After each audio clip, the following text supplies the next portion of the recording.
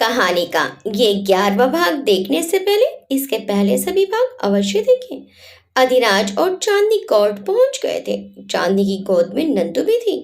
मनीषा जी भी कोर्ट पहुंच गई थी और साथ में अपने वकील को भी लाई थी। जज के सामने कुछ झूठी दलीलों को पेश किया गया और जज ने डिवोर्स के लिए मंजूरी दे दी। अधिराज ने तुरंत साइन कर दिए। अब चांदनी की बारी थी, लेकिन उसके दिमाग में तो कुछ और ही चल रहा था। इसलिए चांदी ने पेन तो उठाया, लेकिन रोने लगी और मनीषा जी से बोली, छोटी सासू माँ, मेरे परिवार वाले गरीब हैं, इतना दहेज नहीं दे सके और ना ही शादी के बाद आपकी मांगे पूरी कर सके। पर प्लीज ऐसे मत करिए, मैं कहाँ जाऊंगी, मैं तो इतनी पढ़ी लिखी भी नहीं हूँ। इतना बोलकर चांदी ने नंदू को अपनी गोद में उठा लिया और बोली, मेरे बारे में नहीं तो अपनी पोती के बारे में तो सोचिए, इस छोटी सी बच्ची को लेकर कहाँ जाऊंगी। मनीषा जी और अधिराज दोनों हैरानी से चांदनी को देख रहे थे। चांदनी की बातें कम थी कि नंदू चांदनी की गोद से उछलकर मनीषा जी की गोद में चली गई और बोली, छोटी दादी प्लीज मुझे मेरे पापा से दूर मत करो। जब मैं बड़ी हो जाऊंगी तो खूब सारा पैसा कमाकर आपको दे दूंगी। नंदू की बातें सुनकर तो अधिराज और शौक हो गया और उसको समझ आया आज चांदनी ने नंदू को प्रीतम के पास क्यों नहीं छोड़ा। लेकिन ये सब क्या है और क्यों है, अधिराज कुछ समझ नहीं पा रहा था और मनीषा जी का भी कुछ ऐसा ही हाल था। लेकिन नंदू के गोद में आने से उन्होंने तुरंत घिन से नंदू को छोड़ दिया और चिल्लाते हुए बोली, ए लड़की, छूना मत मुझे। नंदू नीचे गिरने लगी तो चांदी ने जल्दी से नंदू को पकड़ लिया, लेकिन उसका इतना तमाशा करना बहुत था, बाकी तो जज साहब देख लेंगे मनीषा जी को। ऐसे नंदू को फेंकने से जज साहब उठकर खड़े हो गए और गुस्सा करते हुए मनीषा जी से बोले, ये क्या हरकत है, आप बच्चे के साथ ऐसे कैसे बिहेव कर सकती हैं। अब फिर चांदनी के दांव का टाइम था। चांदनी ने जल्दी से रोते हुए जज साहब के सामने हाथ जोड़ लिए और बोली, सर, मैं ये डिवोर्स नहीं लेना चाहती, लेकिन मेरी सास मुझे पसंद नहीं करती और किसी अच्छे बड़े घर में मेरे पति की दूसरी शादी करवाना चाहती हैं ताकि उनको बहुत सारा दहेज मिल सके। जज साहब गुस्से में मनीषा जी को देखने लगे। मनीषा जी भी गुस्से में चांदनी से बोली, ये लड़की झूठ क्यों बोल रही है। चांदनी रोने का नाटक करते हुए बोली, मैं झूठ नहीं बोल रही हूँ जज साहब, आपको अगर मेरी बातों पर विश्वास ना हो तो प्लीज एक बार इनके घर पर पता करवाइए, वहां सगाई की तैयारियां चल रही होंगी। ये आज ही मेरे पति की सगाई करवाने वाली है। जज साहब ने तुरंत अपने बगल में बैठे आदमी को इशारा किया तो वो आदमी उठकर बाहर चला गया। अधिराज की आंखें बड़ी हो गई। वो आगे आया और चांदनी से कुछ बोलने जा रहा था कि उससे पहले चांदनी बोली, ए जी प्लीज आप कुछ मत बोलो, मैं मानती हूँ बीवी से बड़ी माँ होती है, पर माँ के कहने पर बीवी बच्चों को छोड़ देना ये कहाँ का न्याय है। अधिराज आंखें बड़ी करके चांदनी को देखने लगा। उसने फिर कुछ बोलने की कोशिश की, लेकिन इस बार मनीषा जी बीच में आ गई और जज साहब के सामने कॉन्ट्रैक्ट पेपर रखते हुए बोली, सर ये देखिए, इसने 5 साल पहले कॉन्ट्रैक्ट पर पैसे लेकर शादी की थी। अब इसका लालच और बढ़ गया है, इसलिए डिवोर्स देने में ड्रामा कर रही है। जज साहब वो कॉन्ट्रैक्ट पेपर देखने लगे, लेकिन फिर कॉन्ट्रैक्ट पेपर देखकर वो मनीषा जी को ही घूरने लगे। मनीषा जी समझ नहीं पाई जज साहब उनको क्यों घूर रहे हैं। फिर वो आदमी आया और जज साहब के कान में कुछ बोला तो जज साहब के चेहरे पर गुस्सा और बढ़ गया। जज साहब के चेहरे को देखकर चांदनी समझ गई उसका फेंका तीर बिल्कुल सही जगह लगा है। घर में अगर पता करवाया तो सभी यही बोलेंगे, हाँ यहाँ सगाई की तैयारी चल रही है, पर किसकी ये थोड़े ना कोई पूछेगा।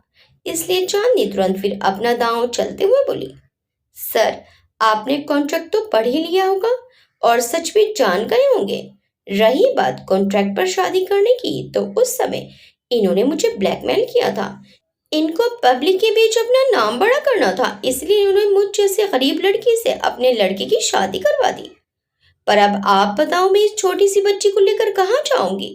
अधिराज के अब बर्दाश्त के बाहर जा रहा था, इसीलिए वो थोड़े गुस्से में चांदनी को रोकते हुए बोला, चांदनी ये क्या कर रही हो, चांदनी तुरंत अधिराज के पैर के पास नंदू को लेकर बैठ गई और बोली, ए जी, हम आपसे बहुत प्रेम करते हैं। ऐसे अपनी चाची की बातों में आकर हमको और हमारे बच्चों को मत छोड़ो। ए जी, हम बता रहे हैं, हम भी मर जाएंगे और इस बच्ची को भी मार देंगे। अधिराज तो चांदनी के इस नाटक से सदमे में जा चुका था। उसे समझ ही नहीं आ रहा था चांदनी ऐसा क्यों कर रही है। लेकिन जज साहब तुरंत बोले, मिस्टर चांदनी ठाकुर, आप प्लीज उठिए, ये डिवोर्स अब नहीं होगा। मनीषा जी अब कैसे आ गई? उन्होंने सालों से आज के दिन का इंतजार किया था। वो कैसे सब बर्बाद होते देखती। उन्होंने गुस्से में चांदनी की बाजू पकड़ ली और बोली, ए लड़की, यहाँ नाटक मत कर। अगर तुमने डिवोर्स नहीं दिया तो तुमको 1 करोड़ की पेनल्टी देनी होगी, ऊपर से पुलिस केस अलग से। चांदनी कुछ नहीं बोली, बस उसके चेहरे पर डेविल स्माइल आ गई। मनीषा जी ने नासमझी से अपनी आईब्रो छोड़ ली कि तभी उसका ध्यान जज साहब पर गया, जो उनको ही गुस्से में देख रहे थे। मनीषा जी ने तुरंत चांदनी का हाथ छोड़ दिया। उनको समझ आया, उन्होंने जोश में होश खो दिए। जज साहब ने तुरंत एक पेपर निकाला और उसमें लिखते हुए बोले, ये डिवोर्स नहीं होगा और मिसेस चांदनी ठाकुर को पुलिस प्रोटेक्शन दिया जाएगा। और मनीषा जी, आपको मैं खुद कोर्ट में हिंसा करने के जुर्म में सजा देता हूँ। मनीषा जी की आंखें बड़ी हो गई और वो जज साहब पर गुस्सा करते हुए बोली, ये आप सही नहीं कर रहे हैं। आपको पता नहीं है मैं कौन हूँ? कॉन्ट्रैक्ट इस लड़की ने तोड़ा है, सजा इसको मिलनी चाहिए। जज साहब भी मनीषा जी को घूरते हुए बोले, और शायद आपको नहीं पता आप किसके सामने खड़ी हैं और किसको धमकी देने की गलती कर रही हैं। आप कितनी भी बड़ी हस्ती हो, लेकिन कानून सबके लिए बराबर होता है।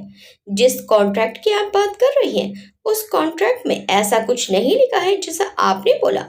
मिसेस चांदनी ठाकुर ने 1 पैसा नहीं लिया है ये शादी करने पर। मनीषा जी ने तुरंत अधिराज की तरफ देखा तो अधिराज ने अपनी नजरें नीचे कर ली। जब चांदनी ने अधिराज से 1 रुपया भी नहीं लिया तो अधिराज ने कॉन्ट्रैक्ट के पेपर्स में ये मेंशन करवा दिया था, ताकि अगर चांदनी डिवोर्स टाइम साइन करने के लिए कुछ लेना चाहे तो ले सकती है।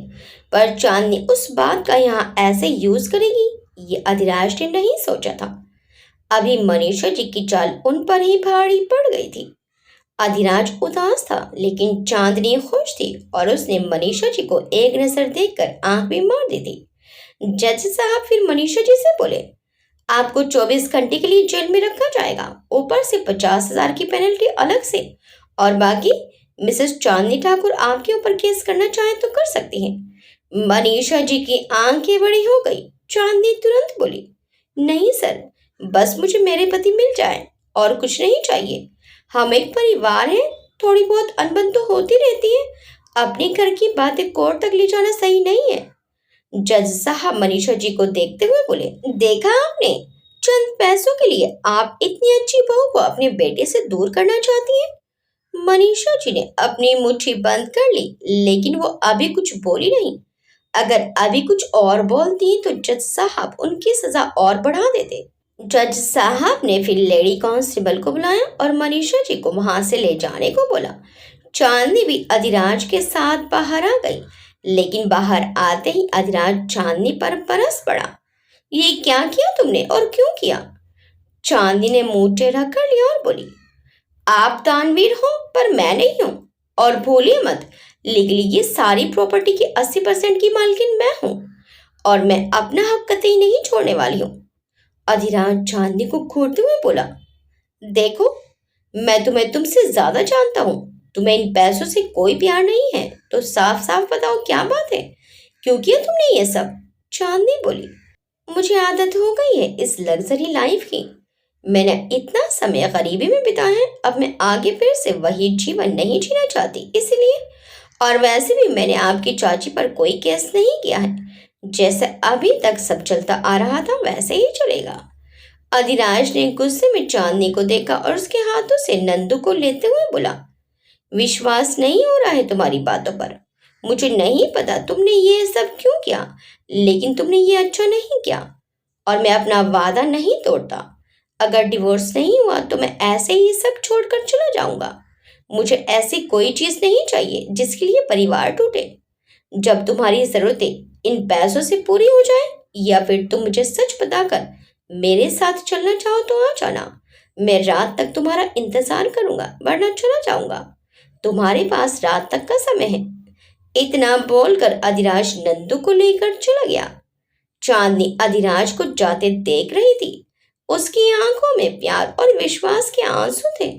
अधिराज उसको कितना समझता है, कितना प्यार करता है। अधिराज भले उसके पास नहीं आता था, लेकिन चांदनी उसकी केयर से उसका निस्वार्थ प्रेम महसूस कर सकती थी। लेकिन चांदनी का ऐसा करना भी बहुत जरूरी था। जब वो नंदू को लेने गई तो उसको मनीषा जी का एक सच पता चला, और वो सच जानने के बाद चांदनी मनीषा जी को ऐसे ही नहीं छोड़ सकती थी। आज अगर वो पीछे हट जाती तो वो कभी अपने आप को माफ नहीं कर पाती। अधिराज भले अभी उससे गुस्सा है, लेकिन सच जानने के बाद वो समझ जाएगा उसने ऐसा क्यों किया। चांदनी ने अपने आंसू पोंछे और अपना फोन निकालकर प्रीतम से कॉल पर बात करने लगी। चांदनी की बात सुनकर प्रीतम गुस्से में आ गया और बोला, भाभी, आपने अधिराज को सच बताया? चांदनी गहरी सांस लेते हुए बोली, नहीं, मैं पूरे सबूत के साथ अधिराज को सच बताना चाहती थी। अभी सच बता देती तो मनीषा जी फिर कोई नई चाल चल देती। ऊपर से दादी भी तो उनके ही पास है। पहले दादी को उस घर से निकालना होगा। प्रीतम बोला, वो ठीक है, लेकिन मेरा उस घर के अंदर जाना मना है, और मनीषा जी के गार्ड आपको भी अंदर नहीं जाने देंगे। चांदनी ने कुछ सोचा और बोली, गार्ड्स हम दोनों को पहचान पाएंगे तब रोकेंगे ना। प्रीतम असमंजस में बोला, भाभी, मैं समझा नहीं। चांदनी बोली, आज मनीषा जी की बेटी की सगाई है, लेकिन वो जेल में है। ऊपर से जज साहब ने उनको सजा दी है, तो बेल इतनी जल्दी नहीं मिलेगी। तो आज सगाई कैंसिल हो गई होगी, और साथ में जो इवेंट मैनेज करने वाले लोग आए होंगे वो अपना सामान वापस ले जा रहे होंगे। हम भी उन लोगों की आईडी लेकर अंदर जा सकते हैं। प्रीतम मुस्कुरा दिया और बोला, क्या दिमाग लगाया है भाभी? आप कहाँ हो बताओ, मैं अभी आता हूँ। चांदनी ने प्रीतम को बताया वो कहाँ मिलेगी, और वो भी कॉल कट करके ऑटो लेकर वहां से निकल गई। चांदी ने ऑटो की सीट से अपना सिर लगा लिया था। उसने जानबूझकर ऐसा नाटक किया था कि मनीषा जी कुछ समय के लिए जेल चली जाएं, और वो उनके घर से अधिराज की दादी को निकाल सके। वरना चांदनी के पास 80% का अधिकार होने की वजह से वो ऐसे ही मनीषा जी को कंपनी आने से रोक सकती थी, और कोई उससे डिवोर्स पेपर्स पर साइन करने के लिए जबरदस्ती नहीं कर सकता था। कुछ ही देर में चांदनी प्रीतम के साथ मनीषा जी के घर पहुंची और कैटर्स की मदद से अंदर गए और अधिराज की दादी को बाहर ले आए। चांदनी ने फिर प्रीतम को दादी को घर ले जाने को कहा और खुद बाद में आती है ऐसा बोला, तो प्रीतम चांदनी से बोला, पर आप कहाँ जा रही हो? चांदनी बोली, मुझे थोड़ा और काम है, आप चलो, मैं आती हूँ। प्रीतम ने ओके बोला और चला गया। चांदनी भी अपने काम को पूरा करने के लिए चली गई। कुछ ही समय में चांदनी मनीषा जी के सामने बैठी थी। दोनों के बीच एक शीशा था, और वो बीच में से थोड़ा सा गोल आकार का कटा था, जिससे दोनों साइड बैठे इंसान एक दूसरे से बात कर सकें। अगर वो शीशा बीच में ना होता तो मनीषा जी अभी गुस्से में चांदनी को मार डालती। चांदनी उनको देखकर मुस्कुरा रही थी। उसको भी मनीषा जी के ऊपर गुस्सा आ रहा था, लेकिन अभी उसको मनीषा जी से सच निकलवाना था, इसीलिए जोश से नहीं, होश से काम लेना था। चांदनी हंसते हुए बोली, तो जेल में कैसा लग रहा है आपको? किसी चीज की कमी तो नहीं है? मनीषा जी गुस्से में तिल मिलाई हुई बोली, जैसे ही यहां से निकली सबसे पहले तुझे मारूंगी। चांदनी एक तिरछी मुस्कान के साथ बोली, मुझे क्या आपने अधिराज या उसकी मां समझ रखा है जो आप मुझे मारने की साजिश रचोगी और मैं चुपचाप बैठी रहूंगी? तो आपकी जानकारी के लिए बता दूं, मैं हूं चांदनी, सामने वाले का मुंह तोड़ने का दम रखती हूँ। मुझे अधिराज की मां समझने की भूल मत करना, जिनको तुमने गिराकर मार डाला। मनीषा जी शौक हो गई। डर से उनके माथे पर पसीने की बूंदें आ गई और वो घबराते हुए बोली, ये क्या बकवास कर रही हो? चांदनी तिरछी मुस्कान के साथ बोली, बकवास? सच में? वैसे बहुत अच्छा प्लान बनाया था आपने। आपने पूरा परिवार तोड़ दिया, फिर अपने पति को भी मरवा दिया, और अभी प्रॉपर्टी मिलने के बाद दादी को भी मरवा देती। मनीषा जी घबराने लगी और अपना पसीना पोंछते हुए बोली, अपनी बकवास बंद करो। चांदनी हंसने लगी और बोली, बकवास तो आपने कर ली बहुत। आपने एक कहावत तो सुनी होगी, आराम से बात करनी चाहिए क्योंकि दीवारों के भी कान होते हैं। और आज उसी दीवार ने मुझे आपकी बातें सुना दी। मनीषा जी हैरानी से चांदनी को देख रही थी, तो चांदनी आगे बोली, आप आज जब कंपनी में अपनी बेटी से खुशी बांट रही थी और अपनी की गई महानताओं को गिना रही थी, तो मैंने सब सुन लिया और रिकॉर्ड भी कर लिया। अब आप तीन तीन जान लेने के जुर्म में उम्र कैद की सजा बिताओ। मनीषा जी घबरा गई और बोली, मैंने तीन खून नहीं किए, मेरे पति की मौत बीमारी से हुई, ये सच है। चांदनी बोली, पर अधिराज की माँ और उनके 1 महीने के बच्चों को तो आपने ही मारा था ना। मनीषा जी बोली, मैंने भाभी को नहीं मारा, मैंने तो बस सीढ़ियों पर पानी गिराया था। मैं बस उनके पेट में पल रहे बच्चे को मारना चाहती थी, लेकिन मुझे नहीं पता था वो मर जाएंगी। चांदी ने अपनी मुट्ठी बंद कर ली और बोली, अच्छा, तो जब आप पेट में बच्चे को नहीं मार पाए तो आपने उसकी ऑक्सीजन की नली ही काट दी और वो 1 महीने का बच्चा भी मर गया। मनीषा जी गुस्से में बोली, तो और क्या करती, लड़का पैदा हुआ था, अधिराज क्या कम था प्रॉपर्टी में हिस्सा लेने के लिए जो एक और आ जाता। अधिराज सगा बेटा नहीं था तो मैं उसको आसानी से घर प्रॉपर्टी सबसे दूर कर सकती थी, लेकिन उस घर के असली वारिस को कैसे रोक सकती थी। चांदनी ने गुस्से में टेबल पर हाथ मारा। अगर बीच में शीशा नहीं होता तो वो बड़े छोटे का लिहाज भूल जाती और मनीषा जी को जब तक वो थक ना जाती तब तक मारती।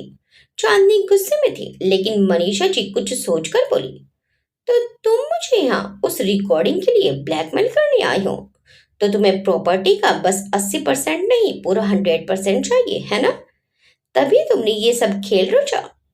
चांदनी के चेहरे पर एक घृणा भरी मुस्कान आ गई और वो चिढ़ते हुए बोली, तुम्हारी जैसी पैसों की भूखी नहीं हूं, बस जज साहब के सामने तुम्हारे मुंह से सच निकलवाना चाहती थी ताकि तुम चाहे एड़ी तक का जोर लगा लो, तुम्हारी लाश ही जेल से बाहर आए। मनीषा जी की आंखें बड़ी हो गई। तभी चांदनी के साइड से डोर ओपन करके जज साहब आए और मनीषा जी को गुस्से में देखने लगे। मनीषा जी की आंखें बड़ी हो गई और वो जज साहब से बचने के लिए रिक्वेस्ट करने लगी और अपनी सफाई में अलग अलग कहानी बनाने लगी, लेकिन जज साहब ने उनकी एक बात नहीं सुनी। चांदनी को अब जाकर ठंडक मिली थी। वो बाहर आई और जो फोन उसने हाथ में पकड़ा था उसको कान में लगाकर बोली, हैप्पी बर्थडे। दूसरी साइड से अधिराज की पलकें गीली हो गई। चांदी ने अधिराज को मनीषा जी से मिलते समय ही कॉल लगा दिया था और अधिराज ने सब कुछ सुन लिया था। बाकी सच प्रीतम ने उसको बता दिया था। अधिराज अपनी भरी आवाज में बोला, तुम वहीं रुको, मैं तुम्हें लेने आता हूँ। चांदी तुरंत बोली, नहीं, आज मैं तुम्हारे पास आना चाहती हूँ।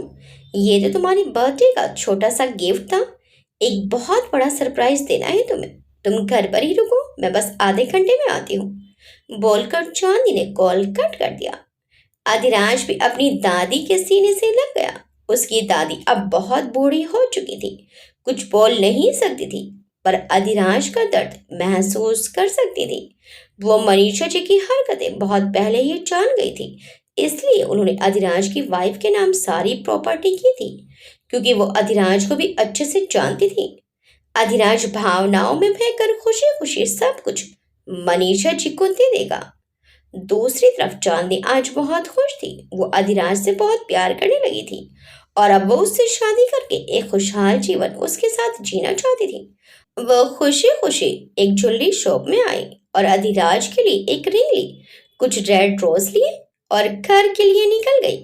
चांदी ने आज सोच लिया था, आज अधिराज के बर्थडे वाले दिन उसको शादी के लिए प्रपोज कर देगी। उसने इसीलिए सुबह से अधिराज को एक बार भी बर्थडे विश नहीं किया था।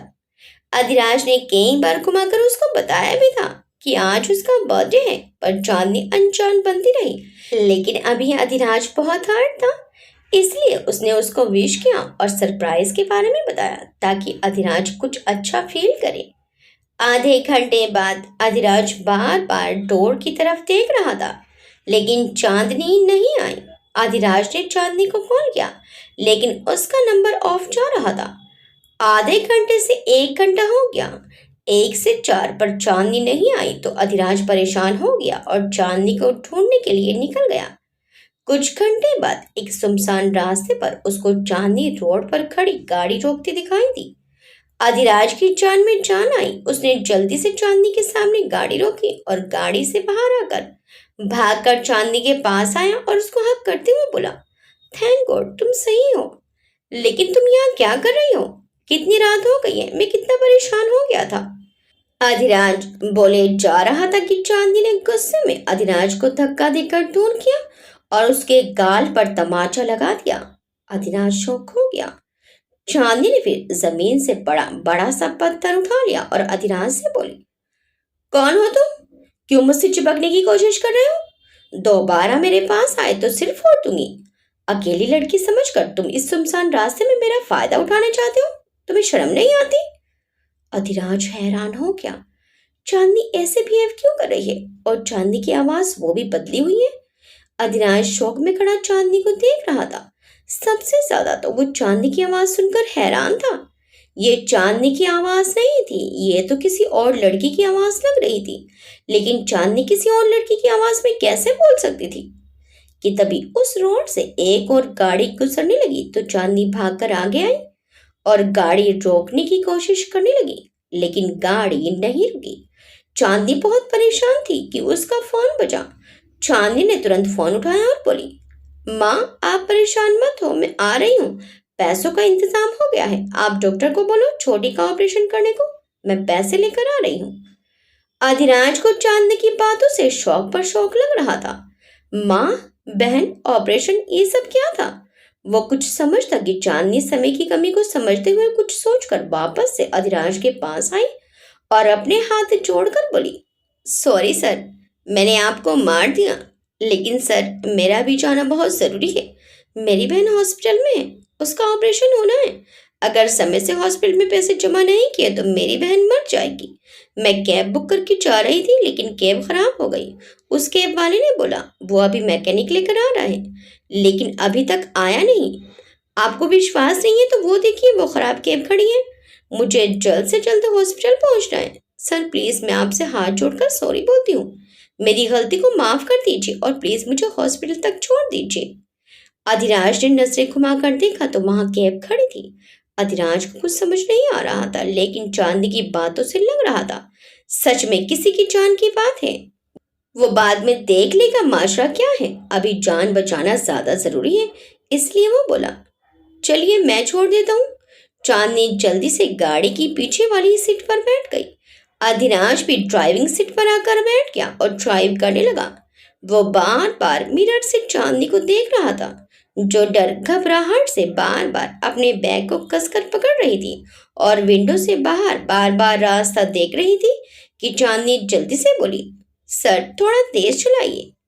अधिराज ने स्पीड बढ़ा दी और चांदनी से बोला, आपको जाना कहाँ है? चांदनी ने जल्दी से अपना फोन निकाला और गूगल मैप लगाकर अधिराज को देते हुए बोली, यहाँ।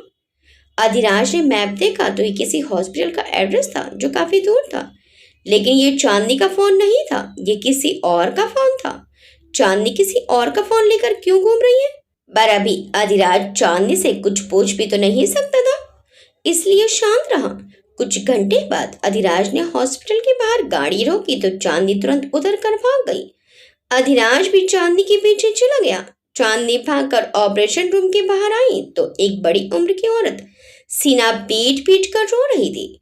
एक औरत उसको संभाल रही थी। दो 35 से 40 साल के आदमी सामने खड़े थे। उनके चेहरे पर कोई एक्सप्रेशन नहीं थे।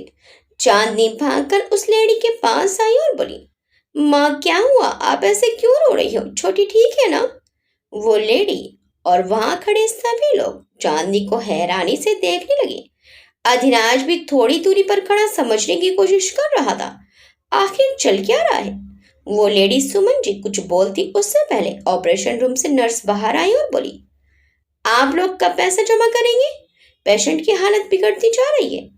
चांदनी नर्स की बात सुनकर खड़ी हुई और पैसों का भरा बैग देते हुए बोली, मैम ये रहे पैसे, प्लीज ऑपरेशन शुरू कर दीजिए। नर्स बोली, आप कौन है पेशेंट की? चांदनी बोली, मैं उसकी बहन आरोही हूँ। ऑपरेशन शुरू कर दीजिए। चांदनी की बात सुनकर अधिराज सुन पड़ कर रह गया। आरोही? किसी की मदद करना सही था, लेकिन चांदनी ने अपना नाम और आवाज ही बदल ली। बस वहां अधिराज ही नहीं था जो हैरान था, सुमन जी भी हैरान थी। आरोही बोलो, यह चांदनी फिर सुमन जी के पास आई और बोली, माँ आप रो मत, छोटी को कुछ नहीं होगा। मैं हूं अभी, उसको कुछ नहीं होने दूंगी। चांदनी बोल रही थी कि नर्स बोली, प्लीज आप चलकर पैसे काउंटर पर जमा कर दीजिए और फॉर्म साइन कर दीजिए ताकि हम आगे के ऑपरेशन की तैयारी कर सकें। चांदनी उठी और नर्स के साथ चली गई। सुमन जी अपने बगल में बैठी लेडी से इशारे में कुछ बात करने लगी, लेकिन वहां खड़ा वो 35 साल का आदमी कुछ अजीब और गंदी नजरों से चांदनी को देख रहा था। अधिराज ने ध्यान नहीं दिया और चांदनी के पीछे चला गया।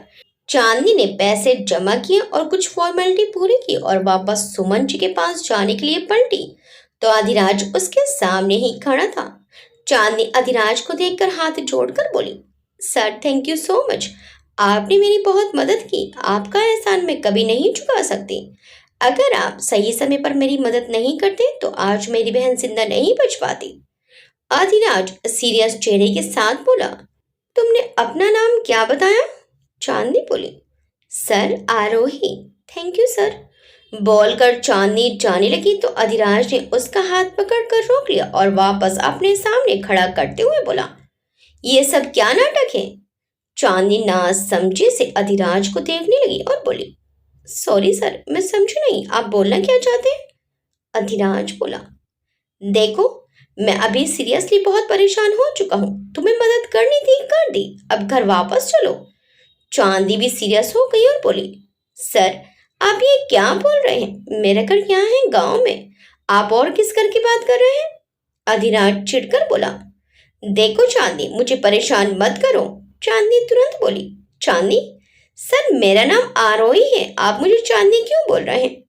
अधिराज और परेशान हो गया और बोला, देखो अभी तुम्हारा जरूरत से ज्यादा नाटक हो रहा है, इज्जत से मेरे साथ चलो वरना मुझे जबरदस्ती करनी पड़ेगी। बोलते हुए अधिराज ने फिर चांदनी का हाथ पकड़ लिया। वो खड़ा सोच रहा था कि उसका फोन बजा। अधिराज ने कॉल पिक की तो दूसरी साइड से प्रीतम बोला, यार भाभी मिली, नंदू बहुत रो रही है। न तू है न भाभी। अधिराज ने गहरी सांस ली और प्रीतम से बोला, मैं तुझे एक एड्रेस भेज रहा हूँ, नंदू को लेकर आ जा। प्रीतम बोला, सब ठीक है ना, भाभी तेरे साथ है? अधिराज बोला, तुम आ जाओ फिर बात करते हैं। प्रीतम ने ओके बोल दिया। अधिराज ने कॉल पिक करने के लिए चांदनी का हाथ छोड़ दिया था तो चांदनी सुमन जी के पास आकर बैठ गई। अधिराज फिर आकर वहीं थोड़ी दूरी पर खड़ा हो गया और चांदनी को देखने लगा जो सुमन जी के साथ बैठी उनको दिलासा दे रही थी। पर वो दो आदमी खड़े चांदनी को देखकर खुसर फुसर कर रहे थे। अधिराज दूर जरूर खड़ा था लेकिन उसकी नजरें सब पर थी। चांदनी चाहे जो बोले, वो आरोही हो या कोई और, लेकिन चांदनी के कपड़े वही थे जो उसने सुबह पहने थे। हो सकता है चांदनी किसी बात से अधिराज से नाराज हो इसलिए ऐसा कर रही हो, पर जैसे ही वो नंदू को देखेगी सब भूल जाएगी। और सबसे बड़ी बात यह थी कि अधिराज इन अनजान लोगों के बीच चांदनी को अकेला छोड़कर नहीं जा सकता था। कुछ देर में डॉक्टर ऑपरेशन रूम के बाहर आए और सुमन जी से बोले, मैम आप जरा मेरे साथ चलिए। चांदनी भी सुमन जी के साथ खड़ी हो गई और बोली, माँ मैं भी चलती हूँ। सुमन जी ने बस अपना सिर हिला दिया। चांदनी और सुमन जी डॉक्टर के केबिन में आए तो डॉक्टर ने दोनों को बैठने का इशारा किया। फिर डॉक्टर अपनी चेयर पर बैठकर बोले, देखिए पेशेंट की जान अभी मैंने बस बचा ली है, पर ऐसे नहीं चल पाएगा। मैंने आपको पहले ही बोला था पेशेंट का कैंसर 3rd स्टेज पर है, जल्द से जल्द उसके ऑपरेशन करने पड़ेंगे, पर अभी तक आपने एक ही थेरेपी उसको दिलवाई है। आगे उसकी जान आपके हाथों में है। अगर आप जल्द ही पैसों का इंतजाम कर लेती हैं तो मैं दूसरे डॉक्टर से बात करके आगे प्रोसेस बढ़ाता हूँ। बाकी मेरे ख्याल से अब आप पेशेंट को यहीं हॉस्पिटल में रखें तो ज्यादा अच्छा रहेगा। सुमन जी अपने मुंह पर अपनी साड़ी का पल्लू रख कर रोने लगी और बोली, साहब हम गरीब हैं, कहाँ से इतना पैसा लाएंगे? डॉक्टर बोले, देखिए मैम, मैं समझता हूँ, पर ये मेरे हाथ में भी नहीं है। मैं पेशेंट को दवा अपनी सैलरी से देता हूँ, पर इसके आगे मैं भी आपकी मदद नहीं कर सकता। ऑपरेशन के पैसों का इंतजाम तो आपको खुद करना पड़ेगा। चांदनी भी रो रही थी, लेकिन उसने हिम्मत रखते हुए सुमन जी से कहा, माँ आप परेशान मत हो, मैं कहीं से भी पैसों का इंतजाम कर लूंगी। डॉक्टर साहब अजीब नजरों से चांदनी को देख रहे थे। चांदनी ने फिर सुमन जी को खड़ा किया और बाहर ले आई। सुमन जी वहीं दीवार से टेक लेकर बैठ गई और जोर जोर से रोते हुए बोली, मैं तो बर्बाद हो गई, मेरा सब कुछ छिन गया। चांदनी उनके सीने से लग गई और बोली, माँ प्लीज ऐसे मत रोइए, मैं छोटी को कुछ नहीं होने दूंगी। आपको अपनी आरोही पर विश्वास नहीं है क्या? सुमन जी फिर चांदनी को नजरें तिरछी करके देखने लगी। चांदनी फिर बोली, माँ आप घर चले जाओ, मैं छोटी के पास रुकती हूँ। तभी वो दो आदमी और वो औरत वहां आ गए। उन्होंने चांदनी की बातें सुन ली थी। चारों ने इशारे में कुछ बातें की। चांदनी सभी को देखकर बोली, आप प्लीज माँ को ले जाइएगा, मैं यहाँ रुक रही हूँ। उस आदमी ने सुमन जी को खड़ा किया और बोला, काकी चलो। सुमन जी उस आदमी के साथ चली गई। चांदनी ऑपरेशन रूम के पास आकर बैठ गई। अधिराज दूर से ही सब तमाशा देख रहा था। वो आदमी सुमन जी को बाहर लेकर आया और बोला, क्यों बुढ़िया, कौन है वो लड़की जो तुम्हें अपनी माँ बोल रही है? सुमन जी बोली, मुझे नहीं पता, पुलिस का तो फोन आया था, मेरी बेटी आरोही मर गई। मैं तो इतनी अभागी हूँ, उसका शरीर तक लेने नहीं जा पाई। अपनी जिंदा बेटी को देखूं कि मरी बेटी को?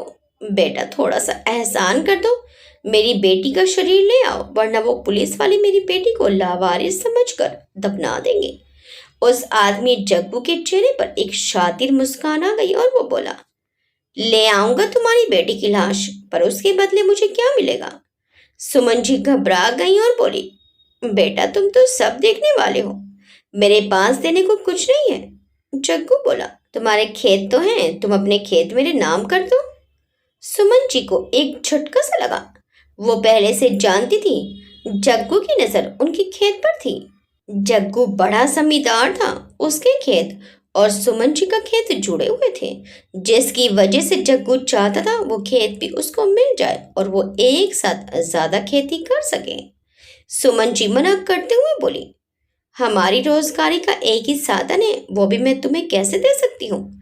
हमारे घर में कोई मर्द नहीं है जो बाहर जाकर कमा सके, मैं तुम्हें वो खेत नहीं दे सकती। जग्गू बोला, सोच लो, खेत के बदले तुम्हें पैसा दूंगा, फिर तुम अपनी बेटी का इलाज करवा सकती हो। सुमन जी बोली, उस खेत से इतना पैसा नहीं मिलेगा जिससे मैं अपनी बेटी का इलाज करवा सकूं। अगर फिर भी मैंने वो खेत बेच दिया तो अपनी बेटी को खिलाऊंगी कहाँ से? एक बेटी जो थोड़ा बहुत कमाई करती थी वो तो मर गई। जग्गू के दिमाग में तुरंत चांदनी का ख्याल आया और बोला, वो तुम्हारी मुंह बोली बेटी है ना, जो तुम्हारी बेटी की जगह लेकर आई है? उसकी शादी तुम मुझसे करवा दो तो तुम्हारी दूसरी बेटी के इलाज का खर्च मैं उठा लूंगा और खेत भी तुम्हारा। सुमन जी हैरान हो गई और बोली, मैं उसको जानती तक नहीं, वो कौन है, ऐसा क्यों कर रही है? जग्गू बोला, वो जो भी हो, क्या करना है, एक बार शादी हो गई तो कोई कुछ नहीं कर सकता। सुमन जी बोली, मैं ऐसा कुछ नहीं करूंगी। एक तो वो लड़की कहाँ से आई है पता नहीं, और उसने मेरी बेटी के इलाज के लिए इतने पैसे क्यों भरे हैं? मुझे तो उसका शुक्रगुजार होना चाहिए। मैं उसकी जिंदगी का इतना बड़ा फैसला नहीं ले सकती। जग्गू बोला, देखो, ये मतलब की दुनिया है, उसने एक बार पैसे भर दिए, आगे कहाँ से पैसे लाएगी? वो खुद को तुम्हारी बेटी समझती है, तो माँ होने के नाते तुम्हारा भी कोई फर्ज बनता है कि नहीं? अपनी बेटी की शादी कर दो और दहेज देने के बदले दहेज ले लो और अपनी दूसरी बेटी की जान बचा लो। वैसे भी अब तुम्हारे पास जीने का सहारा बस तुम्हारी दूसरी बेटी बची है। आदमी है नहीं तुम्हारा, बड़ी बेटी मर गई, दूसरी भी मर जाएगी तो किसके लिए जियोगी? सुमन जी सोचने लगी कि चांदनी भाग कर आई और सुमन जी के पास आकर बोली, चलो अच्छा हुआ माँ, आप मुझे यहीं मिल गई। सुमन जी चांदनी को देखने लगी तो चांदनी आगे बोली, माँ आप सुबह आते समय कपड़े ले आना, तो मैं यहीं से अपने ऑफिस के लिए निकल जाऊंगी। बॉस से बात करके देखती हूँ, शायद वो कुछ मदद कर दे। सुमन जी चांदनी को ध्यान से देख रही थी, जो उनकी बेटी के जैसे व्यवहार कर रही थी। सुमन जी ने बस अपना सिर हिला दिया। जग्गू चांदनी को ऊपर से नीचे तक देख रहा था। उसको चांदनी एक ही नजर में पसंद आ गई थी और अब वो सुमन जी को भड़काकर चांदनी से शादी करना चाहता था। उसकी गंदी हरकतों की वजह से उसकी पहली बीवी उसको छोड़कर चली गई थी। चांदनी फिर अंदर चली गई तो जग्गू बोला, सोच लो काकी, सोने की चिड़िया हाथ लगी है, बचा लो अपनी बेटी को। सुमन जी सोच में पड़ गई। उनको इस समय बस अपनी बेटी प्यारी लगी और उन्होंने चांदनी का सौदा कर दिया। जग्गू खुश हो गया और बोला, ठीक है, शादी होते ही पैसा तुम्हें मिल जाएगा, तो कल ही शादी करवा दो। सुमन जी हैरान होते हुए बोली, कल? इतनी जल्दी? जग्गू बोला, हाँ, अगर उस लड़की के घर से कोई आ गया उसको ढूंढते तो। मुझे वो लड़की चाहिए, एक बार शादी हो गई तो मैं सब संभाल लूंगा। अपनी दूसरी बेटी के बारे में सोचते हुए सुमन जी ने हाँ कर दिया। कुछ समय बाद प्रीतम नंदू को लेकर आ गया तो अधिराज ने नंदू को अकेले ही बेंच पर बैठी चांदनी के पास भेज दिया। नंदू चांदनी के पास आई और बोली, दीदी। चांदनी नंदू को देखकर मुस्कुरा दी और बोली, हाय। प्रीतम और अधिराज दोनों थोड़ा शौक हो गए। चांदनी ने फिर नंदू को अपनी गोद में बिठा लिया और बोली, बच्चा, आप यहाँ अकेले क्या कर रही हो? आपके मम्मी पापा कहाँ हैं? नंदू बेचारी 5 साल की बच्ची, उसे कुछ समझ ही नहीं आया वो क्या बोले। ऊपर से इतनी रात हो गई थी तो नंदू को नींद भी आ रही थी। नंदू ने चांदनी के कंधे पर सिर रख लिया और आंखें बंद करते हुए बोली, दीदी मुझे नींद आ रही है। चांदनी भी परेशान हो गई और बोली, बेटा, पर तुम मेरे पास नहीं सो सकती। तुम्हारे मम्मी पापा तुम्हें ढूंढ रहे होंगे। तुम्हारे मम्मी पापा का नाम और नंबर बताओ, मैं उनको कॉल करके आने को बोलती हूँ। पर नंदू सो चुकी थी। अधिराज ने तुरंत प्रीतम को नंदू को लेने भेज दिया, क्योंकि वो नहीं जा सकता था। प्रीतम चांदनी के पास आया और नंदू को देखकर बोला, नंदू। तो चांदनी बोली, भैया, ये आपकी बेटी है। प्रीतम भी शौक में था, लेकिन अधिराज ने उसको सब बता दिया था। चांदनी पता नहीं नाटक कर रही है कि ये सच है, कि उसको कुछ याद नहीं। प्रीतम ने अपना सिर हाँ में हिला दिया तो चांदनी ने नंदू को प्रीतम की गोद में देते हुए कहा, भैया, ध्यान रखिए बच्चे का। अभी किसी गलत हाथों में लग जाती तो, या फिर हॉस्पिटल से निकलकर रोड पर पहुंच जाती तब। प्रीतम चांदनी को देखते हुए बोला, सॉरी, मैं थोड़ा डॉक्टर से बात कर रहा था तो पता नहीं चला। चांदनी बोली, ध्यान रखिएगा। प्रीतम ने अपना सिर हिला दिया और वहां से अधिराज के पास आकर बोला, ये क्या हुआ भाभी को? वो किसी को पहचान क्यों नहीं रही? अधिराज परेशान सा बोला, पता नहीं क्या हुआ है, पर चांदनी नाटक तो नहीं कर रही है। वो नंदू को लेकर बहुत पजेसिव थी। वो ऐसे ही नंदू को भूलने का नाटक नहीं करेगी। प्रीतम गंभीर होकर बोला, फिर अचानक से क्या हुआ? दोपहर तक तो भाभी एकदम ठीक थी। अधिराज भी परेशान स्वर में बोला, वही तो मैं भी समझ नहीं पा रहा हूँ। अचानक से मेरी चांदनी आरोही कैसे बन गई? प्रीतम कुछ सोचकर बोला, क्या रास्ते में कुछ हुआ भाभी के साथ? अधिराज बोला, नहीं पता। कोर्ट से निकलकर चांदनी कहाँ गई थी? ये पता होता तो रोड पर लगे कैमरे से कुछ पता तो चलता, पर उसने मुझसे आधे घंटे में आ रही हूँ ऐसा बोला था। फिर कहाँ गई पता नहीं। प्रीतम बोला, यार, पता नहीं क्यों घबराहट सी हो रही है। अधिराज प्रीतम को देखने लगा। डर तो उसको भी लग रहा था, दिल तो उसका भी डर से धक धक कर रहा था, लेकिन वो अपना दर्द किसी से शेयर भी तो नहीं कर सकता था। नंदू प्रीतम की गोद में गुनगुनाने लगी तो अधिराज ने उसको अपनी गोद में ले लिया और वहीं बेंच पर सिर दीवार से लगाकर आंखें बंद करके बैठ गया। अधिराज की आंखों के सामने अभी तक चांदनी के साथ बिताए पल एक एक करके घूमने लगे कि अचानक एक पल घूमते ही अधिराज ने अपनी आंखें झट से खोली। प्रीतम उसको परेशान देखकर बोला, क्या हुआ, तुम ठीक तो हो? अधिराज हड़बड़ाया हुआ बोला, तुम यहीं रुको, चांदनी पर नजर रखना, कुछ गड़बड़ लगे तो अपने हिसाब से हैंडल कर लेना, चांदनी की मत सुनना। प्रीतम असमंजस से बोला, पर हुआ क्या और तुम कहाँ जा रहे हो? अधिराज बोला, मैं बाद में बताता हूँ। ये बोलकर अधिराज नंदू को लिए जल्दी से सीधा भागते हुए वहां से चला गया। कुछ घंटे बाद अधिराज अपने बंगले पर पहुंचा और नंदू को सोफे पर लेटाकर हॉल में रखी सारी ड्रॉर में कुछ ढूंढने लगा।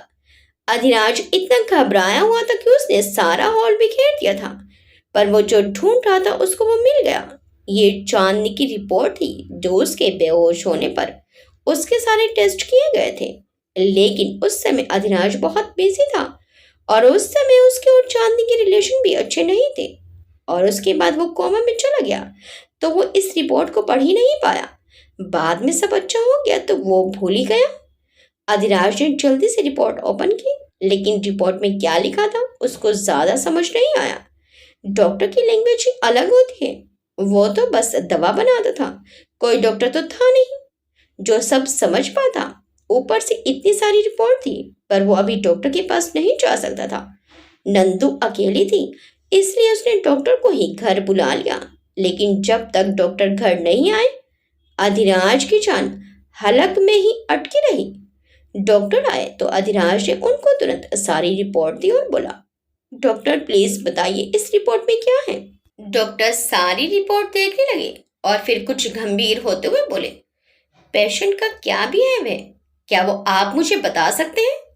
अधिराज बोला, वैसे तो बिहेव नॉर्मल ही है, लेकिन आज अचानक से वो सब भूल गई। मुझे समझ में नहीं आ रहा वो सच में भूल गई या नाटक कर रही है। डॉक्टर ने पूछा, इससे पहले भी वो कुछ भूली थी। अधिराज याद करने लगा। चांदनी अपना फोन भूली थी जिस दिन वो बेहोश हुई थी। उसके बाद उसे याद नहीं था कि अधिराज उसको पहले फोन दे चुका है। अब याद नहीं था ये चांदनी गुस्से में ऐसे कर रही थी, पता नहीं, पर अधिराज को चांदनी के एक्सप्रेशन भूलने वाले लगे, तो ये बात भी उसने डॉक्टर को बता दी। डॉक्टर सारी बात सुनकर बोले, पेशेंट को भूलने की बीमारी है। अधिराज शॉक हो गया और बोला, क्या। डॉक्टर ने चांदनी की सीटी स्कैन की रिपोर्ट ओपन की और अधिराज को दिखाते हुए बोले, ये देखिए, पेशेंट के दिमाग की कुछ नसें चिपक चुकी हैं, जिससे ऑक्सीजन ठीक से नहीं पहुंच पा रही है। इससे सिर में दर्द बना रहता है या ब्रेन स्ट्रोक तक की प्रॉब्लम हो जाती है। पर कुछ लोगों को भूलने जैसी बीमारी भी हो जाती है। ऐसा मैं दावे से इसलिए बोल रहा हूँ क्योंकि अभी कुछ साल पहले मैंने अपने दोस्त से ऐसे ही किसी केस के बारे में डिस्कस किया था। उसमें भी पेशेंट की यही कंडीशन थी, लेकिन पेशेंट चीजें तभी भूलती थी जब उसके सिर पर चोट लगे या फिर उसके सिर में एक तेज दर्द हो। अधिराज को वो रात का सीन याद आ गया जब उसने चांदनी को उल्टा लटका दिया था और चांदनी सिर दर्द से चीख रही थी और बेहोश हो गई थी। फिर उसके बाद अधिराज के दिमाग में तुरंत क्लिक हुआ, क्या चांदनी रात में हुई सारी घटना भूल गई थी, इसलिए उसे फोन के बारे में याद नहीं रहा। लेकिन अभी चांदनी को क्या हुआ। चलो मान लिया चांदनी के सिर में दर्द हुआ तो वो सब भूल गई, लेकिन वो आरोही कैसे बन गई। यही सवाल अधिराज ने डॉक्टर से कर दिया कि क्या कोई इंसान किसी और में बदल सकता है। तो डॉक्टर बोले, हाँ, मैं जिस पेशेंट की बात कर रहा हूँ वो भी अपना पुराना जीवन भूल चुकी है। वो अपने आप को पूरी तरह सामने वाले में बदल सकती है। अधिराज का दिल घबरा गया और वो बोला, क्या आप उस पेशेंट का नाम मुझे बता सकते हैं, क्या उसकी कोई फोटो है आपके पास। डॉक्टर बोले, उसके नाम का कोई मतलब नहीं है, वो उसका असली नाम नहीं है, और उसकी फोटो मैं अपने दोस्त से मंगवा सकता हूँ। उस पेशेंट के फादर 6 साल से उसे ढूंढ रहे हैं, पर वो उनकी भी बेटी नहीं है, वो उनकी बेटी की जगह पर आई थी। अधिराज कंफ्यूज हो गया और बोला, मतलब। डॉक्टर बोले, मतलब ये कि मेरे डॉक्टर दोस्त के एक मिलने वाले हैं, उनकी बेटी का एक लड़की के साथ एक्सीडेंट हो गया। उस लड़की को तो कुछ नहीं हुआ, लेकिन मेरे दोस्त की बेटी नहीं रही। पर कुछ समय बाद ही वो दूसरी लड़की उनकी बेटी बनकर आ गई।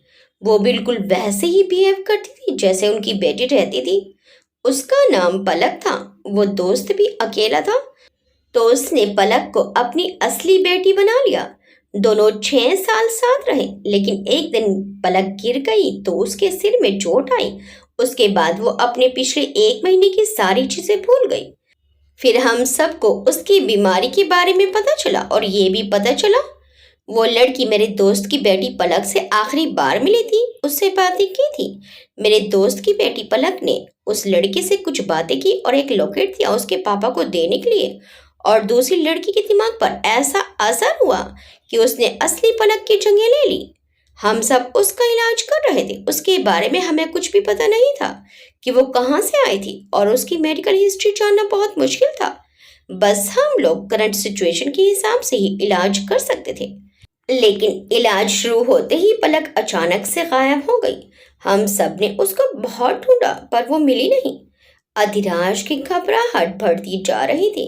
वो फिर सवाल करते हुए बोला, आपके दोस्त कहाँ रहते हैं? डॉक्टर बोले, चंडीगढ़। अधिराज शौक हो गया। उसको अब सब क्लियर हो चुका था।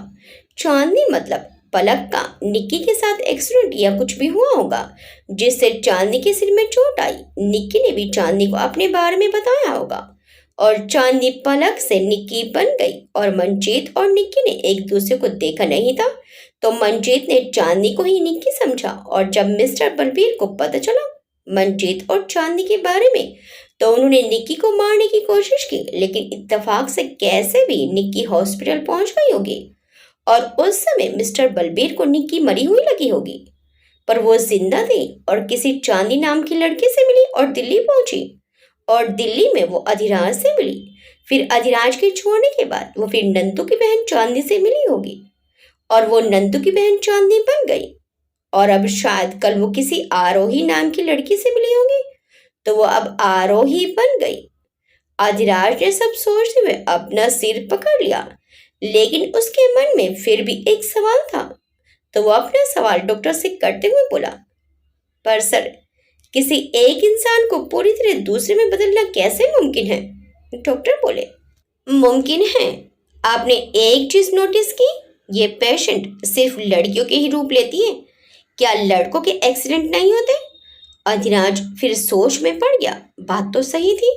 डॉक्टर बोले, उसका मेन रीजन ये है कि लड़कियां इमोशनल होती हैं। जैसे मैं अपने दोस्त की बेटी पलक का केस लेता हूँ तो जब पलक का एक्सीडेंट हुआ तो उसके पापा का बर्थडे था और वो उनके लिए सरप्राइज केक लेने गई थी। वो बिल्कुल अकेले थे तो पलक को उनकी चिंता थी। जब पलक का एक्सीडेंट हुआ तो उसको लगा वो मर जाएगी, इसलिए उसने इमोशनल होकर अपने सामने जो वो दूसरी लड़की थी उसको अपने और अपने पापा के प्यार के बारे में बताया होगा और लॉकेट देकर उनके पास जाने को और ख्याल रखने को कहा होगा और बाकी सब बता दिया होगा जो उस दूसरी लड़की के दिमाग पर हिट किया। और सिर में चोट की वजह से वैसे भी वो सब भूल चुकी थी। उसको वही बातें याद रही जो पलक ने उसको बताई और वो पलक बन गई। अधिराज सब समझ गया। पक्का जो आरोही नाम की लड़की होगी उसने भी चांदनी को पैसों का बैग देते हुए अपनी बहन की जान बचाने को कहा होगा और चांदनी के सब भूल जाने की वजह से वो आरोही बन गई। अधिराज तुरंत बोला, इसका कोई इलाज नहीं है क्या? डॉक्टर बोले, इलाज है लेकिन पेशेंट को एक जगह रोक कर रखना बहुत जरूरी है। पलक को ही गायब हुए 6 साल से भी ज्यादा हो गए हैं। अब पता नहीं वो कहाँ होगी, किस नाम से जी रही होगी। अधिराज कुछ सोचकर बोला, आप प्लीज अपने दोस्त से पलक की फोटो मंगवा लेंगे? डॉक्टर ने ओके बोला और अपने दोस्त से बात करने लगे। जल्द ही डॉक्टर ने अधिराज को पलक की फोटो दिखाई तो अधिराज का दिल बैठ गया। उसका शक सही था, ये चांदनी ही थी। मतलब पहले चांदनी पलक थी, फिर निक्की, फिर चांदनी और फिर नंदू की बहन चांदनी और अब आरोही। और ये चारों पांचों लड़कियां मर चुकी हैं और चांदनी को जब तक कोई दूसरा इमोशनल हिट नहीं मिलेगा तब तक वो आरोही की जिंदगी ही जिएगी और फिर पता नहीं क्या बनकर कहाँ चली जाएगी। अधिराज चांदनी को ऐसे पागल बनकर नहीं घूमने देगा। वो चांदनी से बहुत प्यार करता है, उसके बिना कैसे जिएगा? नहीं, वो चांदनी को कुछ नहीं होने देगा। वो उसको अपने पास कैसे भी लेकर आएगा और उसका इलाज करवाएगा। उसके लिए फिर अगर उसको चांदनी को घर में बंद करके रखना पड़े तो अधिराज वो भी करेगा ताकि चांदनी को कहीं से भी सिर में चोट ना आए या फिर उसको कोई ऐसा ना मिले जिससे चांदनी इमोशनल हिट हो और चांदनी फिर अपनी पहचान बदल ले। अधिराज ने गहरी सांस ली और डॉक्टर से बोला, आप इलाज की तैयारी करिए, आपका पेशेंट बहुत जल्द आपके पास होगा।